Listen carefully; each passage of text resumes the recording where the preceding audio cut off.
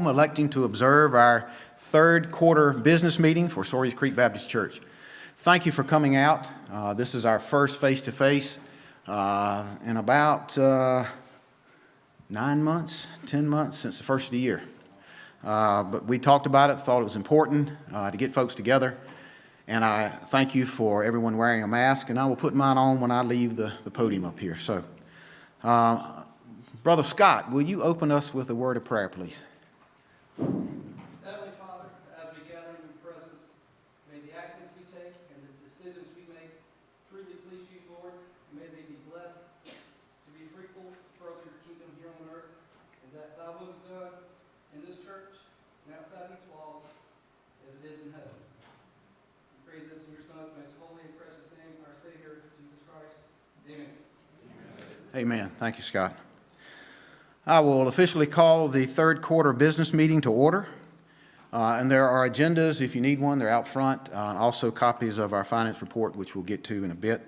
Our first item of action is approval of the minutes from April 14th, 2020 meeting. And I'll call on our secretary if she would come up and read those here on the mic.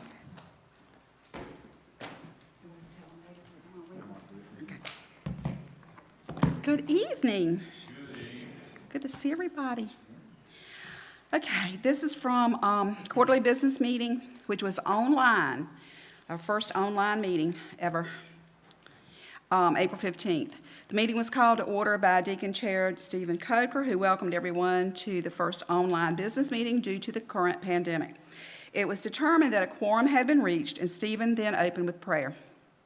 Pastor Kevin read the minutes from the January 15th business meeting in the absence of the clerk, Kathy Leary, and they were approved as read. The financial report was given but will be formally presented for vote at the July quarterly meeting. At the end of the quarter, March 31st, 2020, the church had a balance of $56,709.72. The Building and Properties Committee reported that a recent rainstorm, gosh, that seems like a long time ago, doesn't it? Blew the steeple to the ground, and part of the handrail was torn off as well. The roof over the vestibule has been covered with a tarp with little damage to the roof itself. Although they are waiting on a final word from the insurance company, the church has a $2,000 deductible. Repairs and replacement of the steeple will be forthcoming. The deacon board made a proposal that the sanctuary stage be enlarged with $25,000 coming from the general fund. The work should take approximately 3 weeks, and with the church not being occupied during the COVID quarantine, this would be a good time to begin the work. Vernon Bray was awarded the contract with 3 bids, and after 3 bids were received. A motion to proceed with the remodel was made by Jonah Simpson, seconded by Gene White. After some discussion, the motion carried. Pastor Kevin Buzzer reported that Sunday school classes, small groups, and CAs were all successfully meeting online. Worship services online are going well with an average of 74 households viewing. The weekly budget is still being met. Kevin is working his regular schedule each week, and Kay is still working in the office each day, but Miss Minnie is not working due to recommended restrictions. Lynn is providing recorded music for the online services with the assistance of vocalists Kelly Nolan, Jonas Simpson, and Dave Schlichter. The deacons and Kevin are staying in contact with church families and are available as needed. The worship service and baptism at Camp Cale has been rescheduled for September 13th. Kevin is serving as interim program director at Camp Cale. With no further business or announcements, the motion to adjourn was made by David Griffin, seconded by David Idlett. Pastor Kevin closed in prayer. Respectfully submitted, Kathy Leary, church clerk. I've got 2 call meetings. Want to vote separately?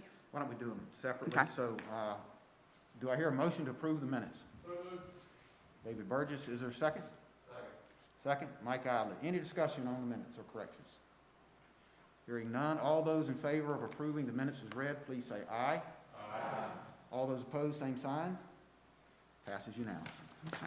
We've got 2 short call meeting minutes too.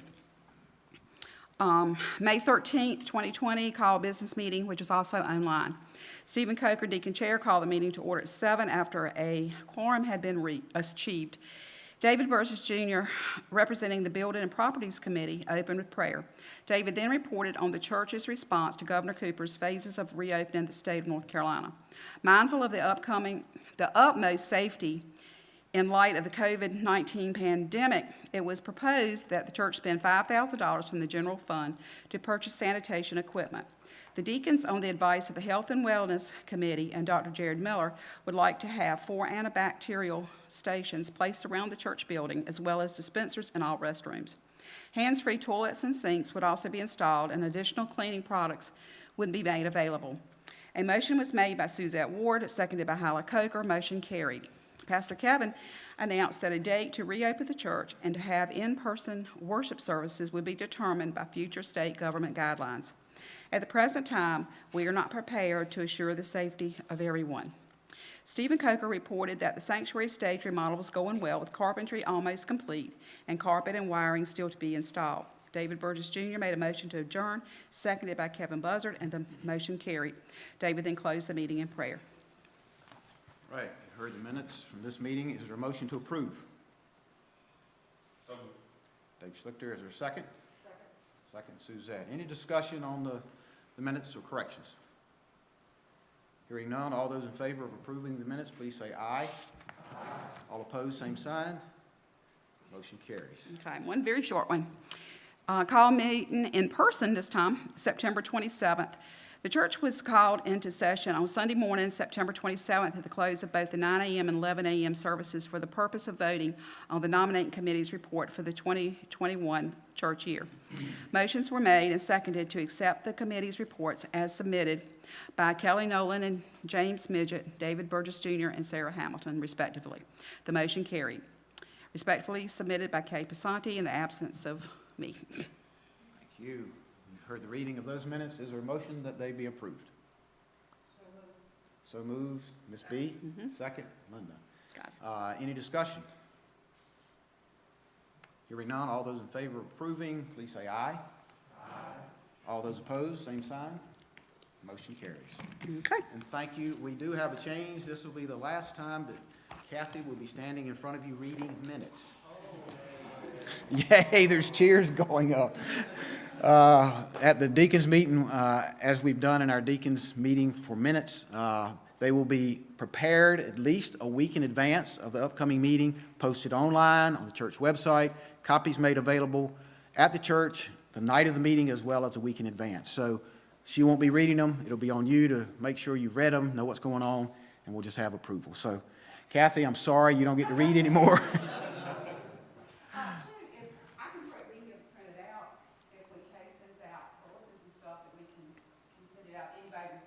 Yep. If you need it in hand. That'll be great. Thank you, and thank you for your service. Just a word of process for the evening. We are live streaming this, and I'm sure there's some folks sitting at home watching and seeing what's going on, so that they know what is going on and what's happening. If you have a question or comment, we want to get a microphone in front of you. David Idlett's got a handheld mic, so just raise your hand. He'll come over and you speak through the mic so that everybody here can hear you as well as at home. So thank you. Moving into old business, we've got a number of updates. Steeple replacement, the first of those, church sign, stage expansion, and parking lot. I'm going to call on Mr. Mike Idlett, who's chair of the Building and Grounds Committee, to come up and start with the steeple replacement, an update.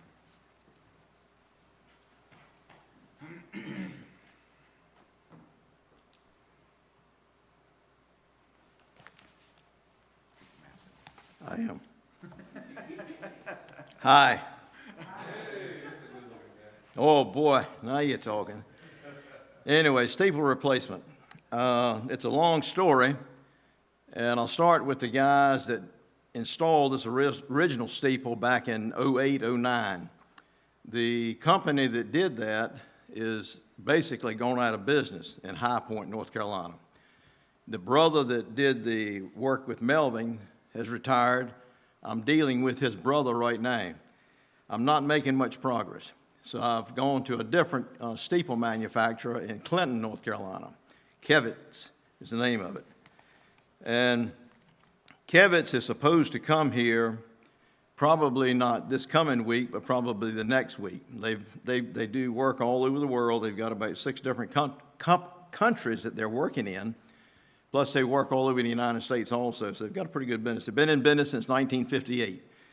I haven't seen a steeple in their brochure that looks exactly like the one that blew off, but I've sent them pictures of what it does look like in the original catalog that the other company had, Alpha and Omega Church Furnishings. Now, I've been dealing with this guy from Alpha and Omega. He's moved to Merle's Inlet. I'm going to make this a little lengthy. And he says, I mailed him a brochure on all the pictures, everything. The base up there, the broken pieces out here, the broken handrails and everything. I mailed it out on August the 25th. He calls me on September the 5th, 6th, or 7th and says, I just got your package. So he says, I don't know what happened to the mail, but anyway. So he said, I'm going to start right to work on it.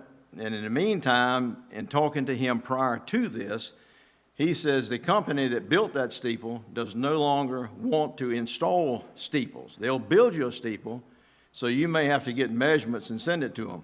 I ain't going to do that, because one little slip up of measurement and then it's yours, whether you like it or not.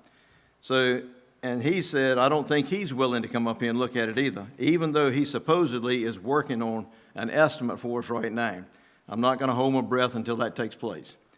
So Kevitt's seems like a pretty reputable outfit, and they build a steeple, and he said it probably is about a 30-year steeple before the fiberglass starts to turn colors on you, something like that. And I'm showing him what happened in this steeple up here is the whole base that it was bolted down up on the fiberglass basis up there right now. All the 2x4s rotted away, and that's the reason that the steeple fell over. So, any questions on the steeple? Right now, I've called the insurance adjuster probably 6 or 7 different times. She sent us a letter, or the company did, that said, we're going to wrap this thing up sometime in September. So I called her. She's in a hospital, Amy, and she said, I know steeples are a mess. I don't know what to tell you, what the value of it is, until you get me a value for it. So she's still waiting to resurrect the replacement cost as soon as we can get a value put on that. So, Just a reminder, our portion of that, the church portion, will be $2,000 deductible, and supposedly insurance will cover the remainder of that. So Right, hopefully we right. get something soon. Right. Any questions for Mike on the steeple? Thank you, sir. Move on into the church sign, if you will. all right, the church sign. My daughter-in-law, Ashley, developed a sign for me, and I don't think I brought one with me. But anyway, Ambrose has it down there right now, trying to put it together. It's Sawyer. I wish I'd have brought the thing. I can't. I don't know why. Is it up here? Oh, can you bring it up? Oh, hallelujah.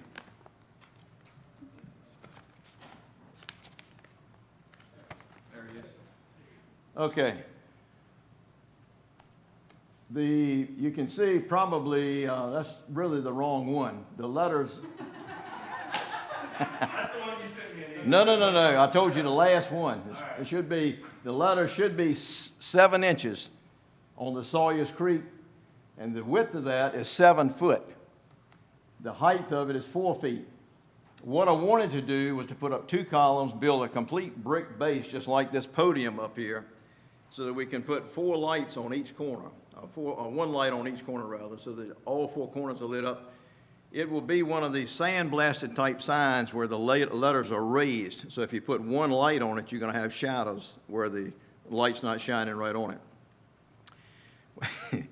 I got an estimate yesterday on building this big brick base, and I'm not going to tell you how much it is because I'm ashamed to tell you what they wanted. So I've got 2 more brick masons I'm going to go to ask them about doing the same thing. What we'd like to have, I think, is on both sides, we could slide this sign right down the column in 2 pieces of channel, aluminum channel or either stainless steel shaped up, so that in time, if you wanted to change it, all you'd have to do is slide it up, replace it, and come right back with a new one. This foam board that Ambrose he's already started to work on this thing, trying to put the pieces together, get the letters laid out and everything, and it'll look just exactly like that, except it'll be a little bit wider and bigger than, the letters will be a little larger than what you see up there. He hasn't given me a price. He's pricing We were going to use 2 sheets of, this is kind of involved too. We were going to use 2 sheets of 1.5-inch foam board and then sandwich a piece of 3/4 or 1-inch plywood, marine plywood, between the two for strength. Go across it with a piece of PVC or a piece of aluminum, put 2 clips on the base to hold it so the wind doesn't blow it or damage it in any way, shape, or form. So that's still the plan if I can find somebody that will build the brick a little bit cheaper than the price I got yesterday. So, any questions on the sign? I don't know if, Just clarification, what you're seeing will be perpendicular to Sawyers Creek Road, so it'll be two-sided. You see it Yep. come in either direction, it's Right. perpendicular. We've had a conversation with the deacons where to place it and wanted to bring it before the church, whether it's straight out in front of the doors or over some, perhaps about where the concrete rail used to be that was removed. So it's a little bit further. If you look at our whole campus, the whole campus, it would be moved down more into the center of it instead of the center of the church. do you have So- that? You have that back there? You couldn't get that on It's too dull. there? Okay. But that's, we need input from you folks where you'd like it. Number one, if you like the look, hopefully so. Yeah. And where the placement should be, so. If you've seen the sketch that I made up to show the front of the church as far as the walkway, possibly the new driveway in the parking lot, the sign is sitting on where the old piece of concrete used to run out to the road, where the lights went out. It's sitting there and it's sitting back right on the edge of the parking lot so that it won't block any or obstruct any view from anybody leaving the parking lots and going out into the road. But if you can feed us some input on location, that would be great. So, This will come back to you for final approval. Once we Yeah. get all the finances, costs and estimates in hand, it will come back to you for approval. So it'll either be a call meeting or a subsequent quarterly business meeting. yeah. Any questions on sign? Yes. Isn't there a light out there where you're talking about that shines up on what is supposed to be? Used to be, it's not anymore. Right, because Steve was gone. Would that not make sense to have it there so the lighting would all be tied in together?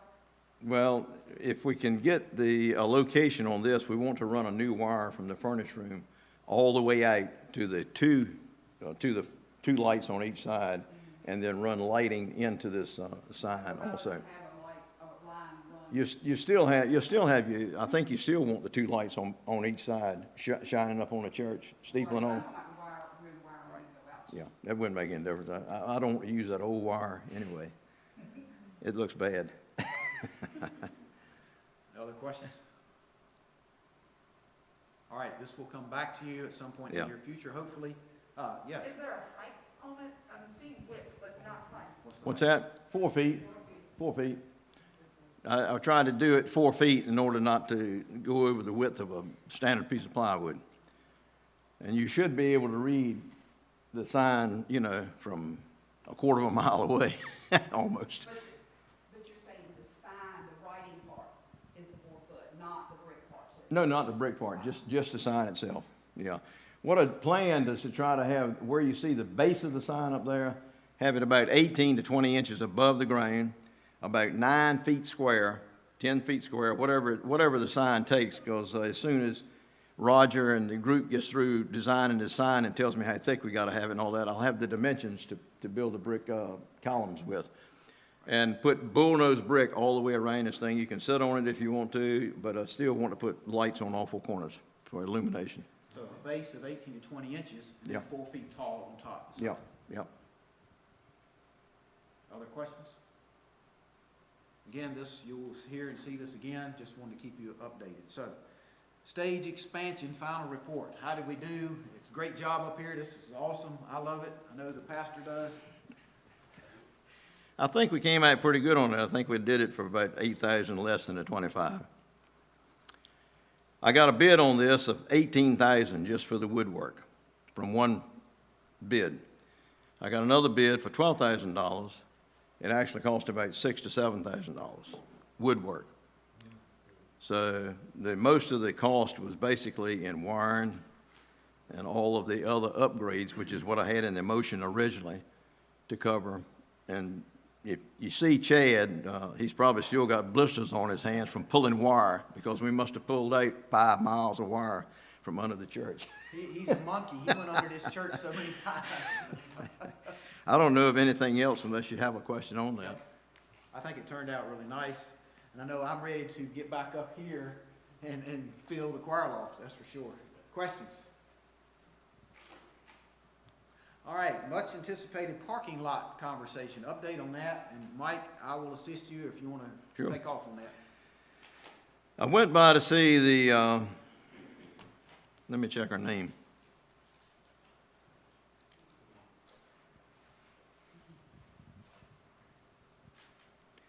Be sure I've got it right. I don't want to call her somebody she's not.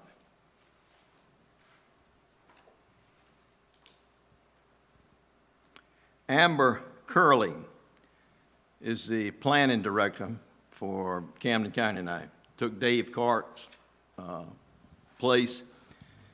Very nice girl. Went by to see her, took the sketch that I'd made up of the front of the church here and the handicap parking lot, the new driveway coming in right over here, and asked her, from what I could understand, we didn't have any room left to put any kind of concrete on the ground without putting something that's impervious, something that would go through, water would seep through. So she pulled it up on the screen and told me, she said, I think you've got about a half an acre left that you can play with. And then the other, I can't think of the other guy's name around the corner. He came around after a while and said, yeah. And when you get going, if we need a little bit here and a little bit there, we'll see what we can do. So they seem to be willing to work with us. We don't have to have a permit for that. I'd like to get new jugging put down under this driveway if we decide to go with this concrete parking lot. And I'd like to have the concrete go all the way out to the road. And we need the driveway from David's information he's given me. We need about a 20-foot drive-in, and then a 24-foot drive-in, and then 20-foot length in parking spots with your little concrete barriers that you run into, placed back about 3 feet back. So I don't have a price on that. I'm assuming we probably could get it 4-inch concrete. Some have said you ought to have 6-inch concrete, probably a 3,000-pound mix. But we'll get that information, but I didn't know that we had that much. We probably have enough room that we could go all the way to the back of the church with the driveway and have all these parking lots on this side, and we might even have enough to put enough on the other side of the driveway to do that. What we're bumping up against, the county has a 30% impervious surface limitation on your lot size. We've got a little bit left. That surprises us. We had been told previously we were already over the limitation. Yeah. So there's a little bit left, and so we can do some planning now on a half an acre, maybe 3/4. Maybe they'd be Yeah. willing to work with us. They're saying that this driveway that's on this side is part of the, Calculation now. right now, so we've got extra room, Awesome. so. We will do some drawing and That's come right. back with that, because I know there's great interest. There has been. I mean, this got paved, and I know folks who park over here want equal treatment. So we'd like to get this paved over here. But we did, for so long, we were stymied thinking already we were over the 30% coverage. They would not allow us to do anything, so that's good news. And we'll do some planning and work and bring that back to you. Also, for the balance of the parking lot, they're putting in these, you've seen these big blocks of 4 holes that are putting down in the outer banks for your parking lots down there. They are very much, you can do that and Yes. still get by with everything, so. That's all I've got unless you have questions Any on that. questions on parking lot? There's one question somebody has asked, have they priced asphalt? Have not. That'll be part of what I think we can lay out a plan and Yeah. bring back to the church. With concrete entrance, I think you want concrete coming off of the road for some distance, Yeah. then transition over to some asphalt. However wide we can get it, and we will push the county a little if we can. Thank you, Mike. Mike does a great job. He's hit a building grounds. He's got a lot on his shoulders, and he carries it well. Thank you, Mike. Committee reports. We'll start this evening with Finance Committee. They've got our finance report, so Suzette, if you would mind coming up and filling us out on that.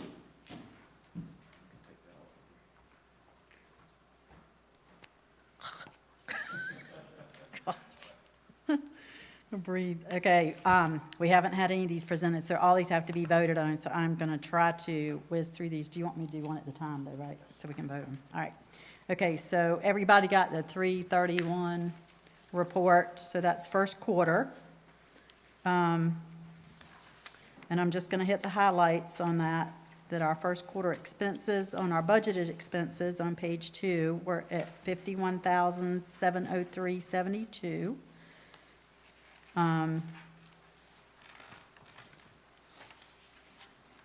then our total, if you'll look on page 4, you'll see that our total undesignated funds for first quarter was $64,405.71, and those are the funds that we use for our budgeted line items. Rent income of $32.40 and designated funds of $8,492.86 for total deposits of $76,136.57. And our balance in our checking account as of the end of March was $172,774.49. First quarter, we didn't quite meet our weekly needs, but we were extremely close. And then, that didn't happen first quarter. The page 5 is just what we have in our CDs and our money market accounts. And then on the back of it, you can see the other things that came out of general fund. And Kay did a good job for me of showing for you what came in on the online giving, so you could kind of see in a comparison. You are going to see fees, because we do pay some fees for that online giving program.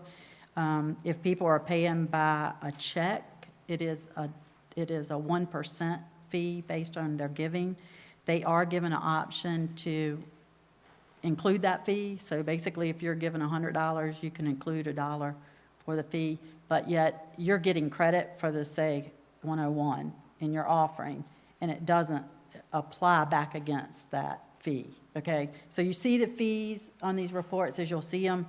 They don't take into account what somebody may have given extra to cover the fees, but you'll be able to see the total giving from the online.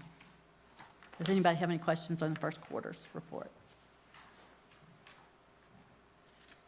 No questions. Is there a motion that the first quarter financial report be approved? John Kite, thank you, sir. Second? Second, David Islett, thank you. Any other questions or discussion? All those in favor of approving the first quarter financial report, please say aye. Aye. All those opposed, same sign. Motion carries. Thank you, Suzanne. Okay, we're going to look at the June 30th report. Okay, and our total expenses on the budgeted expenses for that quarter was $50,171.53, and our total undesignated giving was $70,791.92. Rental income of $31.20 and designated funds $7,461.50 for a total of $81,373.42. Balance in our checking was $169,665.40, and as you can see, we exceeded our weekly needs by the end of second quarter. So that was good. Our giving really did increase after we got in the lockdown with COVID, and we have been very blessed. Our church has been so blessed through this whole pandemic, and I just thank everybody who has given to help us through that. During second quarter, you can see the Atlantic Union CD, that was renewed. The interest rates took a nosedive in March, April, May, whenever, but I tried to move that to town where all of our other bank accounts were, but their rate was 0.1%. So Atlantic Union was going to give you 0.5%, so we just left it there for another 12 months. And then as you can see in second quarter, the online giving that increased significantly, I cannot say that word, excuse me, to $29,222.42. So are there any questions on this report? I don't know what the giving says about the pastor not standing in front of us. He's doing it virtually. That's what you were supposed to say, Kevin. I was doing it virtually. Take credit for it. It's a lot of online giving, which is great, and I'm we've been blessed that monies have come in. Questions on this second quarter report? If not, do I hear a motion that this quarterly report be approved? Mike Idlet, thank you. Is there a second? Second. Linda, thank you. Any other discussion or questions? All those in favor of approving the second quarter financial report, please say aye. Aye. All opposed, same sign. Motion carries. Thank you. Okay, third quarter. I'm just about finished. Total expenses, third quarter, came up to $56,739.18. Our utilities went up a little bit when we started coming back to church a little bit, plus it was a very, very hot summer. But overall, we still did extremely well during that quarter. Our total undesignated offerings totaled $63,047.21. Rental income at $32.40. We got the sales and use tax refund in the third quarter, and our total deposits totaled $71,226.14, with our checking account balance at $176,844. I just wanted to note the parsonage fund. You see those third quarter expenses. That was for the parsonage insurance policies with Farm Bureau. They renewed in September.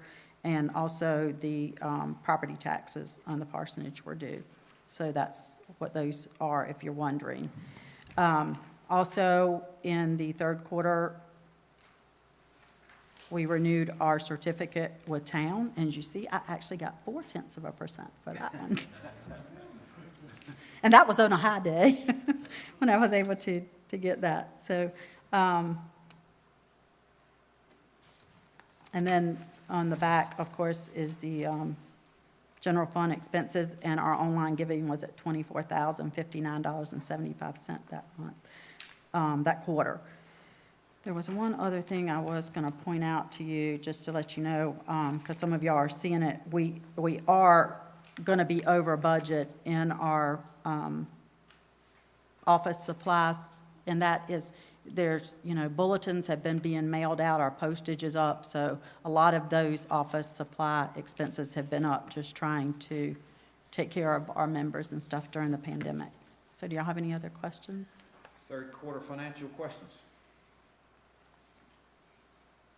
Do I hear a motion that the third quarter financial report be approved? Scott, thank you. Is there a second? Second by, I heard it, I'm not sure who did. John Kite, second. Thank you, sir. Any questions? All those in favor of approving the third quarter financial report, please say aye. Aye. All opposed, same sign. Motion carries. Suzette, thank you for your work. Welcome. Thank you for 3 reports tonight. Continuing with our committee reports, I'm going to go ahead and jump to music and worship, and I believe David Burgess Jr. is going to come up and fill us in on that. So thank you, David.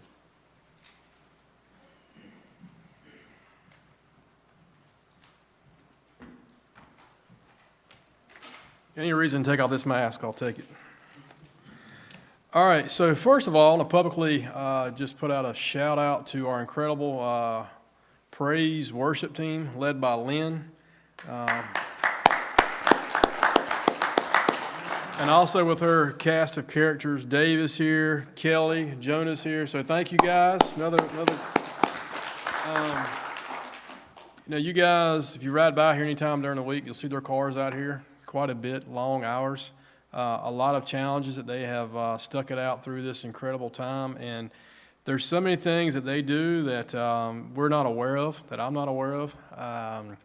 And we just need to be really appreciative of things that they have done for us, the talents they have provided to this church during this time. It's really helped Kevin and the whole worship experience just move to another level.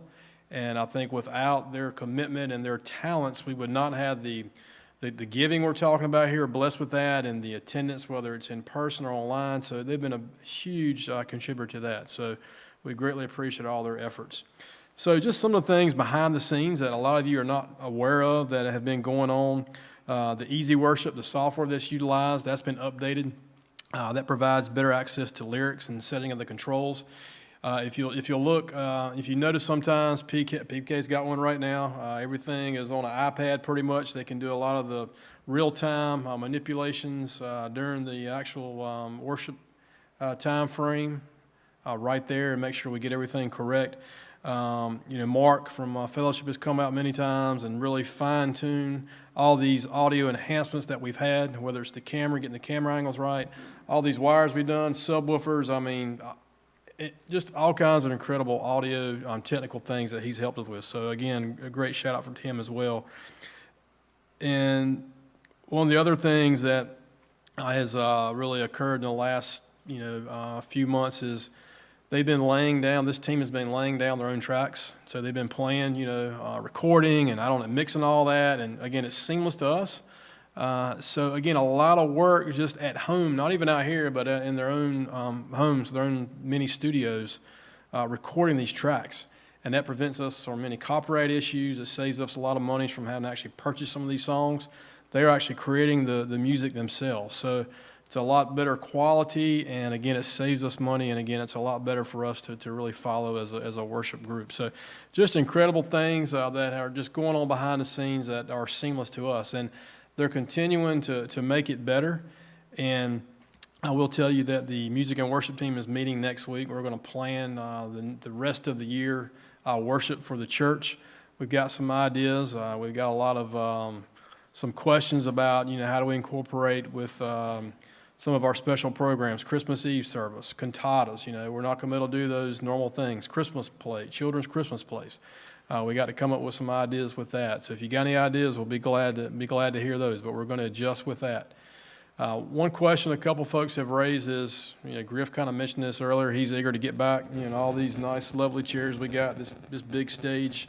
So right now, again, depending upon how things progress with the pandemic, we're looking at the first of the year to try to reestablish the choir.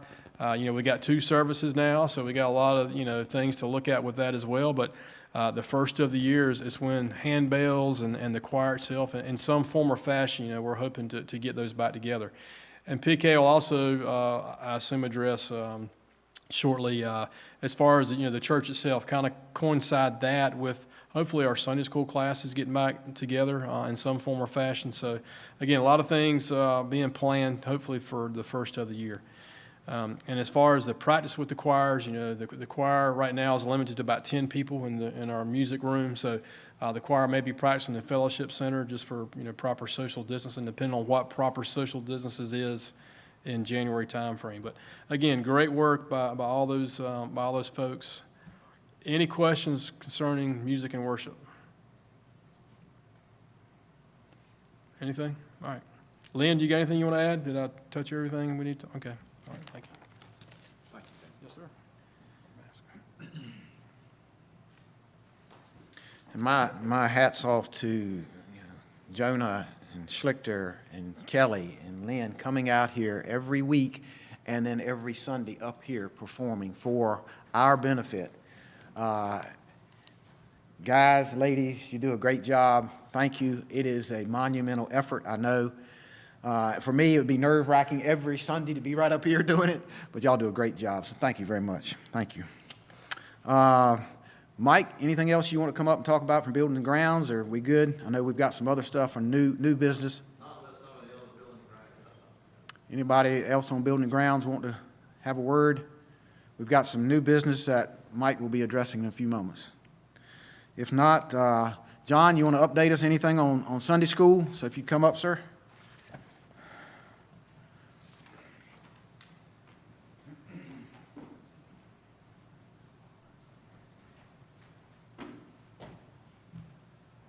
David asked me to speak about the internet technology that we're using at Sunday school. So I have an 8-track tape full of crickets playing for the next 3 minutes. Several of the classes are meeting virtually, as they call it, over the computer, through the Facebook. Yes, I said the Facebook. I'm not one of them, but anyway, that's cool. I know New Horizons was doing that, the Cornerstone was doing that, and it was pretty hot and heavy there for a time, and I think it's kind of like everything else, it's kind of gotten a little sporadic. Anyway, if you can, do you have to join a group to see those things? If they're private, ours is private, but we're open for joining. Cornerstone, I think, is open. Yes. So if anyone would like to do that, that is available through whatever means they just described.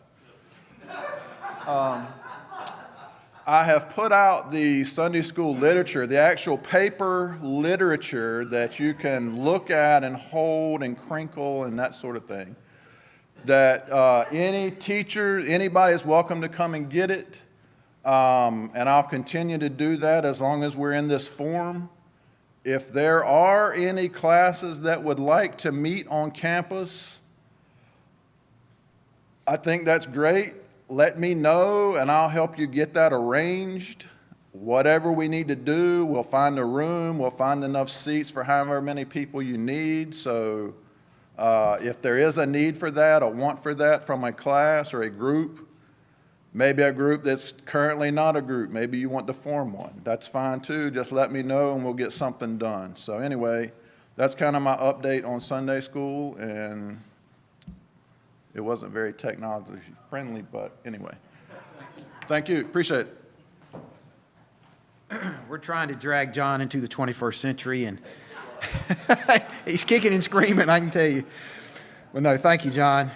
And I know New Horizons, we have struggled with internet speeds that limit what you can and can't do. And of late, I've been using my cell phone. It seems to do the best with cell service. Our internet at our house is DSL. That's all I have. But the church, we've got high speed, and Kevin's going to talk to us about that in a few minutes, and that's available. So thank you, Brother John.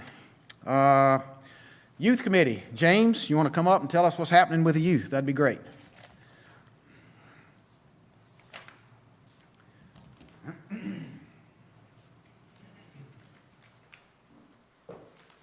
I think John kind of downplayed what he had going on because he helped us with the World Wide Webs and youth. We've been on the internet since we left at COVID. Our youth are meeting either in a Zoom meeting because the youth has purchased a licensing agreement and all that good stuff so that we can Zoom as long as we need to Zoom for our middle school students. Obviously, our kids are Zoomed out and they're Instagrammed out and they're internet out. They desperately want to meet together, and that's evident of when we actually do meet. Susan and I took 16 rowdy individuals to Topgolf for our kickoff. Had an amazing time. The youth fellowshipped well together. They just truly enjoyed it. You could tell they missed each other tremendously. It was difficult to get them to keep their hands off each other because they missed each other so much. But we were able to pull that off. Susan did an amazing job with that. Pat spearheaded Dare to Share this past weekend, and it was phenomenal. I mean, I blew my mind how well he put that together. A tremendous opportunity for that youth to get out into the community again. That program teaches them how to share their faith with an individual. So there was it was live streamed here. Again, John spearheaded all that. The pastor and the music and everything was viewed on screen. We did it all in the fellowship hall. They had multiple opportunities where the youth leaders engaged with them to talk to them about their faith and some obstacles that they're trying to overcome in their personal walk. And then they actually went out into the community, and there was a collection for the food bank, and just see if they would open a door there and give them an opportunity to share their faith with someone. So just an amazing time. I think we had close to 19 kids there, 15, 19 kids. So that was really, really an awesome time.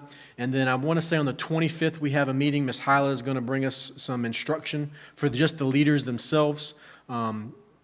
With the crisis we have, with us not being face-to-face, it's not face-to-face, it's not good for our youth to be set up like that. So there's some crisis intervention training that Ms. Hyla is going to bring us, and we're really excited about that for our youth leaders. But all in all, we are desperately looking forward to a time when our kids can get back together and fellowship and enjoy that time together. Questions for James on the youth committee? They're doing a great job trying to engage the kids. And like he said, they're chomping at the bit to get back together. So James, thank you, and your co-leaders who are taking care of that. Children's Church and perhaps nursery. Susan, would you mind coming and filling us in on that? Sure. I didn't see anybody else. The state of the children is restless. I am done. All right. So I'm here speaking on behalf of the children, although they're speaking for themselves right now, loudly, all over the place, all the time. On behalf of 3 committees, the Nursery Committee, Children's Church, and also the Children's Committee. So all 3 of those things, we are still kind of in a wait-and-see mode. With the Children's Committee, our biggest event of the year is right here at the forefront. That's our fall festival. So wherever Ashley Williams is right now, I can hear her crying. This is the saddest month of her life because she lives for fall festival. So kicking and screaming and crying. There will be no bounce houses. There will be no costume contest. But we do have a non-event planned, a little something that's going to be happening within the community. We're going to boo our crew. So it's a little kind of surprise for the kids where we're going to be going out and giving them some little treats and then encouraging them to then go and share those treats with other people within their neighborhoods, kind of like a little, kind of like we do at Easter with the peeps, but at Halloween without peeps. So we have a little something planned in lieu of Fall Festival. That's from the Children's Committee. For Children's Church and the Nursery, the thing is, you guys, I know it doesn't seem like it, but with the 9 and the 11 o'clock service and online, attendance is actually really good, it seems like. And when everybody starts coming back, I'm going to need some help. I'm just saying. Because that's going to leave 2 services that we will need staff in the nursery and in Children's Church. So I have put the plea out on social media for people to let me know if you are interested, if you feel gifted or called in the area of children's ministry, the nursery, or for all those kids that are under the age of 2 years old. We have nursery we don't yet, but we will have nursery during the 9 and the 11 o'clock service. Hopefully, in January, we'll be able to roll all that stuff out. Hopefully is what we're saying right now, is that January we'll roll all that stuff out. And so when we do that, we'll be looking to staff the nursery for 9 o'clock and 11 o'clock. Right before COVID started, though, some of you may not have even met Tammy yet. Do you guys even know about Tammy? Tammy is awesome. She is our new full-time, not full-time, but full-time, like, for us, because when we're here, she's here, but, it's, she's our new all-the-time nursery lady. That's what we call her, all the time. So she's our all-the-time nursery lady that will keep all of our volunteers in order when we go in there so that the kids always have someone that they know. So Tammy is awesome, and she's going to be in the nursery, but we're still going to be looking for volunteers for our 9 o'clock and 11 o'clock for the nursery. And then Children's Church will be pre-K through 3rd grade, and we're going to need help in that too for 9 o'clock and 11 o'clock. So there you go. I just came up here and asked for a bunch of help. You're welcome. Thank you, Susan. Ashley Williams could not be here, but she did send me a list of things that CAs are doing. So let me share some of those to add to the children and what they're doing. She says, we have 27 families signed up for CAs this year. They had a great time on kickoff on the 18th.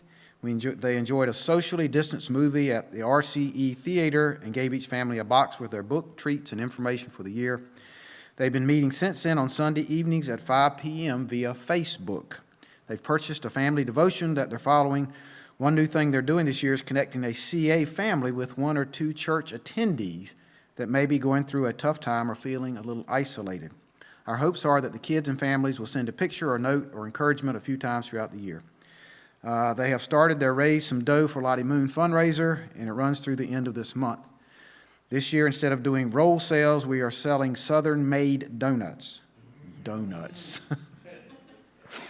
We are pre-selling 1 dozen donut coupons. They are $9 for glaze, $10 for variety. Please see a CA if you'd like to help support Lottie Moon. The kids in all did a great job with Annie Armstrong they raised over the goal of $200. COVID kept us from celebrating. We had a planned pie wars between Pastor Kevin and the CA leader, but that got Nixed, evidently. Postponed, okay. Oh, I'm sorry, we are hoping to do this on a Sunday once nursery and children's church has restarted, so it is postponed.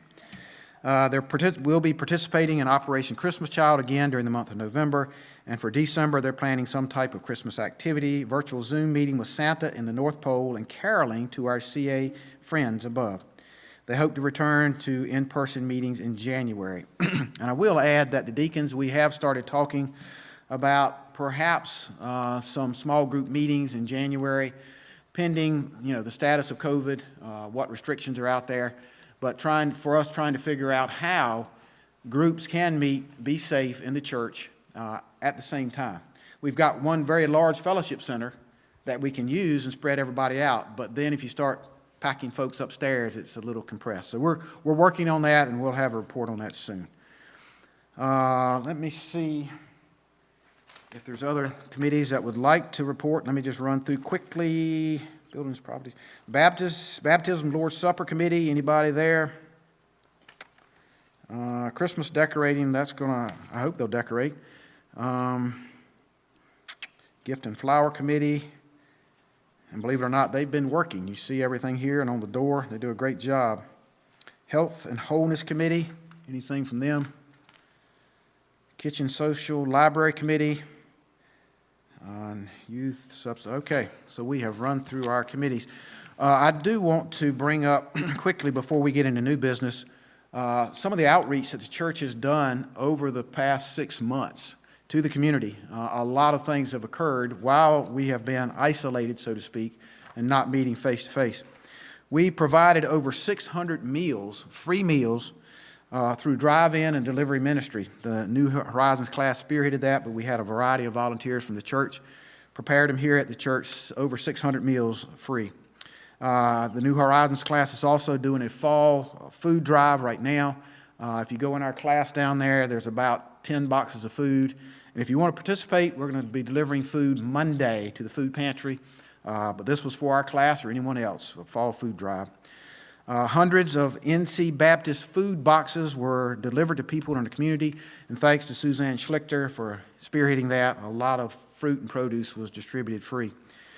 Clothing, supplies, and internet to families in need, a lot of that's happened. Free internet to teachers and students each week by creating the guest Wi-Fi network. We've offered it. They can drive up in the parking lot and take advantage of the high-speed internet that's available, and many kids are doing that because they don't have it at home. Clothes and other supplies for a family of 4 who lost everything in a house fire, and thank you to those that have given to that. Those folks were desperate. They lost everything, and so great outreach there. We've been able to keep our commitments to all of our budgeted outreach ministries, North American Missions Offering, Camp Kale, Chowan Baptist Association. This is really a big deal because many other churches haven't been able to. They've not been able to make their budget, and so these ministries, local and distant, are hurting. And thankfully, we've made our budget and been able to support those. We have a member on the board of Community Missions Collaborative, and we give regularly to that ministry. A member on the board of Albemarle Food Bank, and we have given to that nonprofit as well. Large number of goods donated to the Camden Food Bank. Help with a fundraiser for the student, Camden County High School student battling cancer. That was led by the Camden United Methodist, but we also helped with that. We have created a program for children to connect and encourage those isolated by the pandemic, as I mentioned, and that's led by Ashley Williams and the CA team. The pastor and his wife have worked closely with Matt Thomas at Camp Kale to ensure they're able to provide a safe summer camp experience this past summer during this time, and they did, and they pulled it off.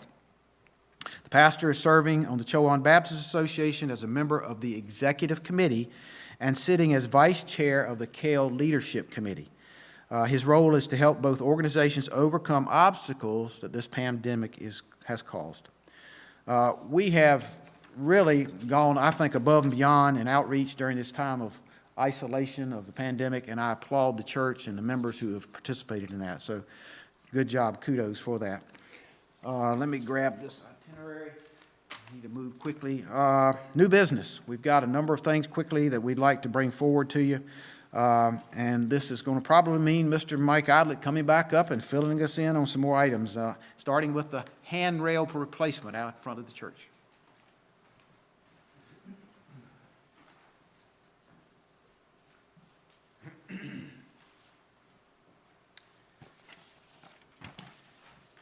I'll start by saying the handrail replacement is going to be a hard thing to do until we can decide what we want to do with the concrete sidewalk that's out there. I gave Kevin a picture of what the front looks like, because I think he's probably going to cover what they would like to do with the two blocks of property on each side of the parlor right this second outside. But we would like to increase the size of the sidewalk as you walk down these front steps. Kevin, I think especially, would like to have that wider than what it is, and at least get rid of the old broken down looking concrete is really the biggest thing. It's just detracting from the front of the church. I plan to put a 12-foot strip across there, but that's not too popular with everybody. I have no problem with that.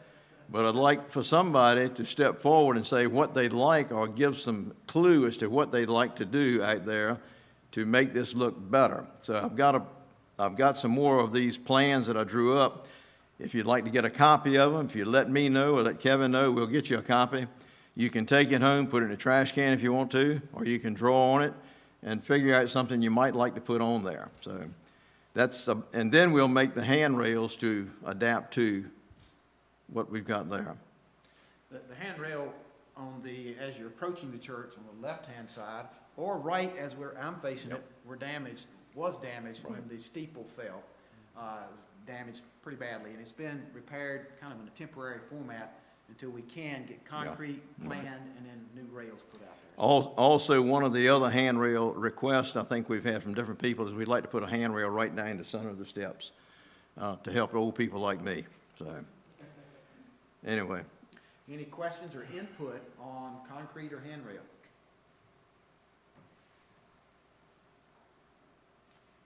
We need input at some point, now or in the future. Please give some input to Mike, drop him a note.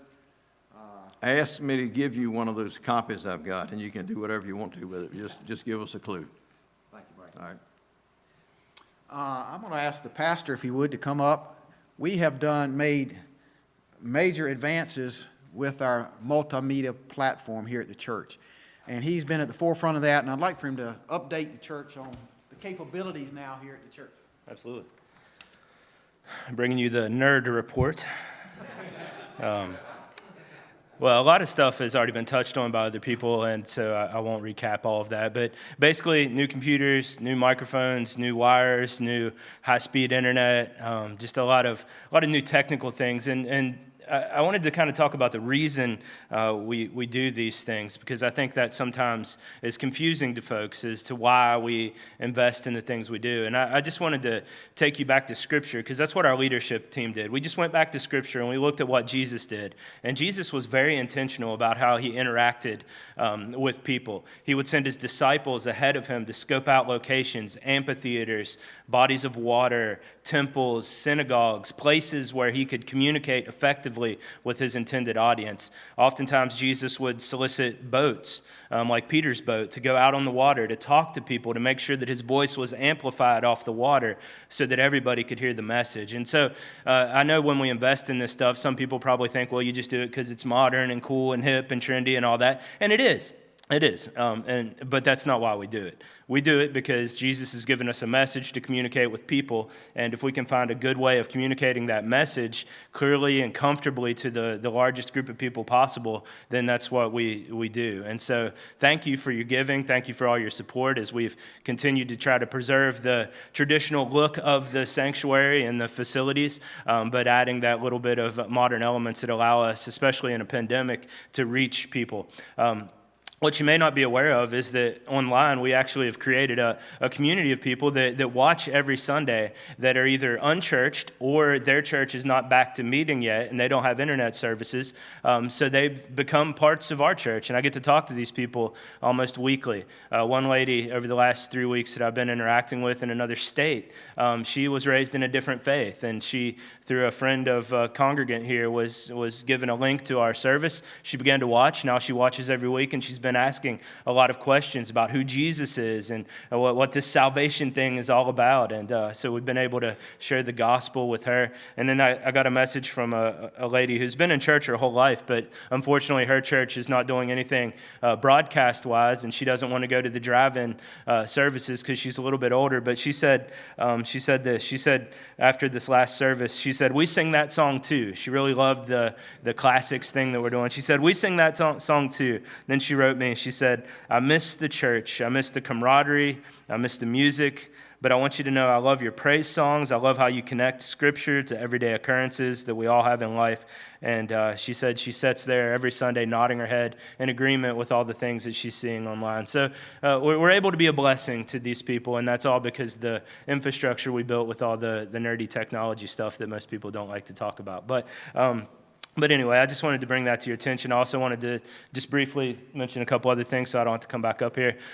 November's sermon series is going to be great. I'm so excited about this because it's been ministering to me. I know it's going to minister to you, but it's called Modern Day Pilgrims, and we're going to look at there's 15 of them, but we're going to look at 4 ascension psalms, the songs that people sang as they were marching up toward Jerusalem for their festival. And the reason I think this is going to be great is because November is going to be a very divisive time in our community and all over our country. And what these songs did is they took people from all different backgrounds coming together to praise Jesus. And so hopefully the spirit of unity will come through in all these psalms as we study them. And then in December, we're going to do a series on gold, frankincense, and myrrh. And we're going to dig into why the wise men brought those gifts to Jesus, what those were all about, and what they symbolize. So I know Lynn's got some wonderful music planned for us over the next couple months as well. So I'm just excited to be here, to be able to be with you. By the way, this is my 8th year, and so I thank you for putting up with me.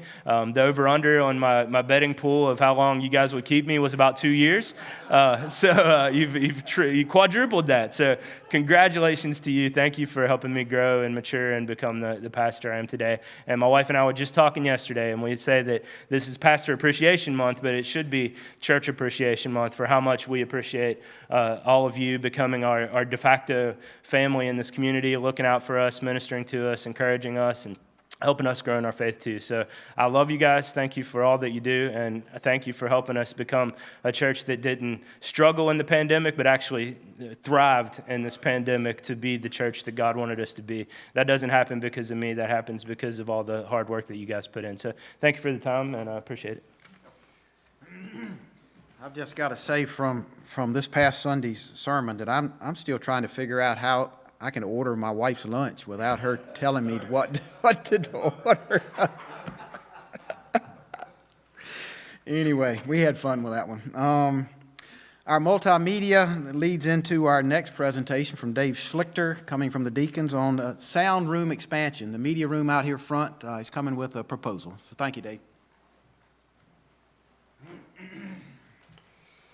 Thank you. Well, with the expansion of new computers and new sound equipment, new microphones, and all of those other things, we're really in need of an expansion. Now, Rob is going to bring up the couple of slides that we made. This is our current, I even made the carpet red for you, right? This is our current configuration. You see that very small sound booth. We can't get 2 people in there. It's just not enough space. No, why do we need 2 people? Don't we just have one person for the sound? Well, we have one person for the sound, and we also have one person now that manages the camera, and another person that also manages the live streaming that goes worldwide.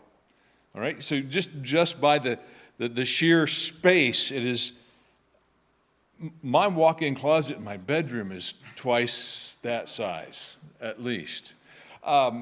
So also with the generation of computers, sound equipment, servers, creates heat, right? And it gets just unbearable in that room. So that's the current position. Does everybody see that? Where as if you were to go out these doors and take a left face, that's what you're looking at, right? You got the outside doors, the window, and the configuration. Now, here is the presentation that we would like to, the request, right? Moving that wall, you still see the current booth, and you see the window right here where Brother Rob is.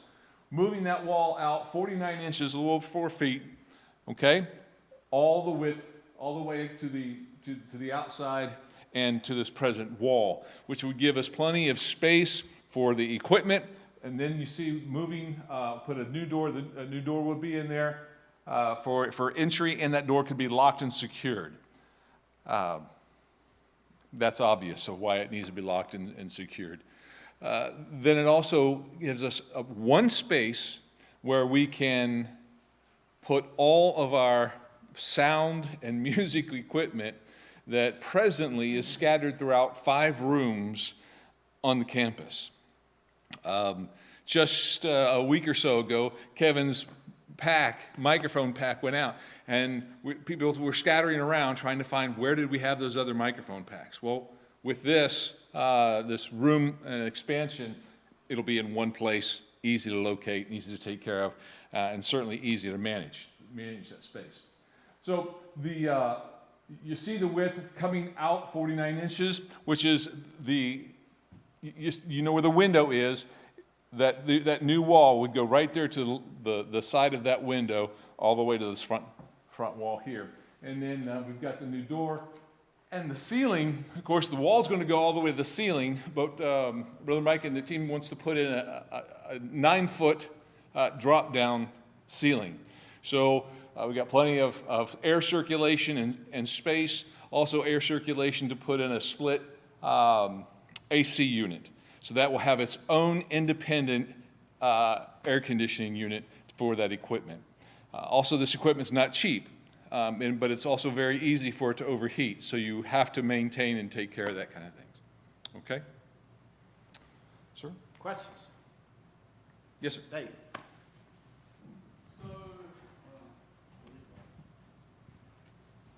When this was talked about, when we put the window that's in the wall now, there's a lot of discussion about that, changing the structural architect of the church here. My understanding on the deacon board was that window was there to expand the audio room. We were going to do that originally. We didn't do that. But the expansion was not, from my understanding, I was not briefed that we were going to go down to the front part of the church. We were talking about basically doubling the size of that room is what we were talking about doing. Basically the back wall now, the audiovisual room, bringing that out and coming to just on this side of the wall, that window, about a 4x6 area, roughly 25 square feet. So what's proposed now is approximately 75 square feet. My concern is, we talk about expanding our footprint, the church for people, room to worship, fellowship. I just have the concern that that vestibule, beautiful vestibule, it's pretty balanced right now, how it is, it's symmetrical.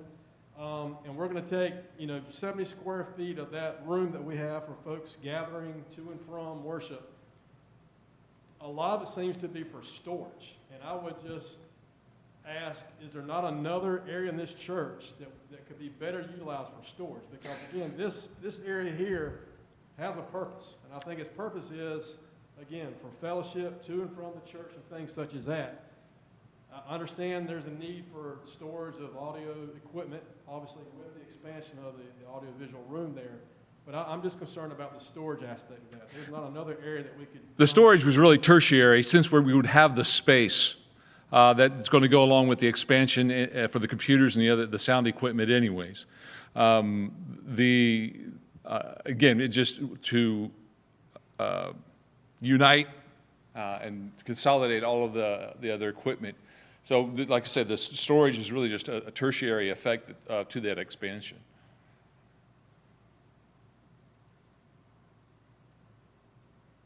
Other comments, questions? Stanley? I would also recommend you make a wider door than what's shown up there, and The doors is just right now scheduled to be a standard door of 32 by 6 3/8. So 32 inch door. Right. well, to be accessible, it should be wide. 36. Okay. Good recommendation. I just have to agree with what David has said, because that vestibule has not been there all my life. It hasn't been there that long. And for certain occasions, we need that space, and I just hate to see the character and the way that vestibule is destroyed. But I mean, I agree with some expansion, but that's a mighty long wall that's going to make that window look funny. I have a question. What do you think is going to change? That wall virtually moves out. Everything still remains on the wall, and actually it cleans it up a lot nicer. That's my vision of it. I mean, that's why you all have a vote. So it's perfectly legal for Southern Baptists to vote no as well. Sarah, question? It's the measuramental balance, like it's non-symmetrical. Some of us are kind of worried about that. And my other thing is, I understand there's a need for expansion, no problem with that. But can we not utilize some of these empty rooms, i.e. the old H.T. Crawley room behind you there, as a pass-through for some of these other purposes? For storage possibly, but not for your sound engineers. Right now, they're not even able to hear the services that we do now. We've got somebody who has to stand at the window and then give coaching to the person who's actually making the changes to the equipment, because the people on the equipment can't hear the service.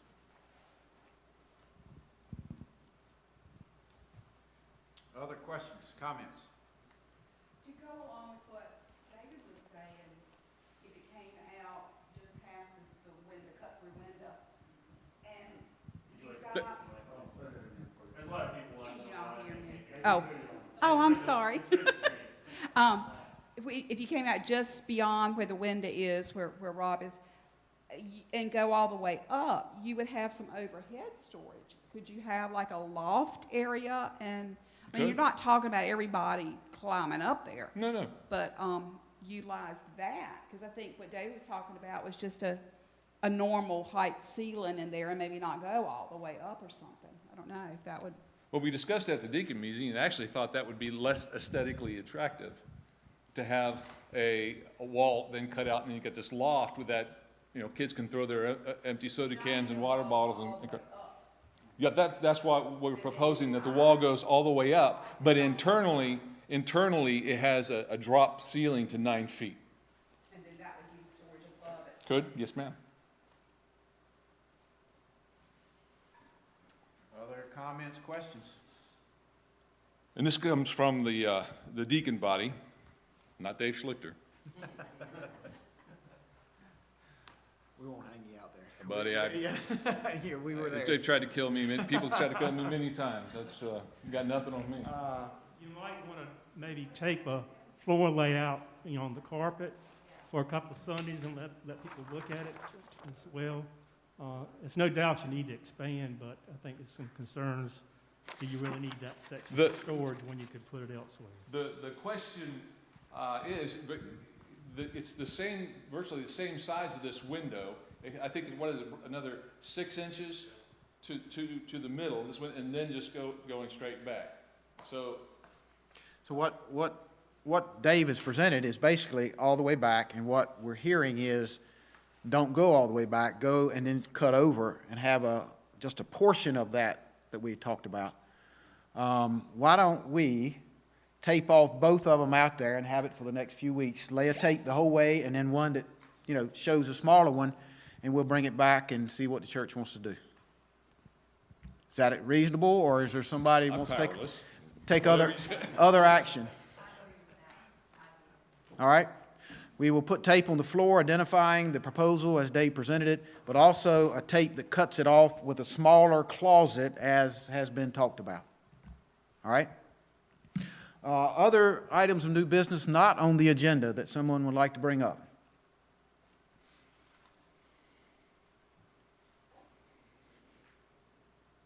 It's your opportunity.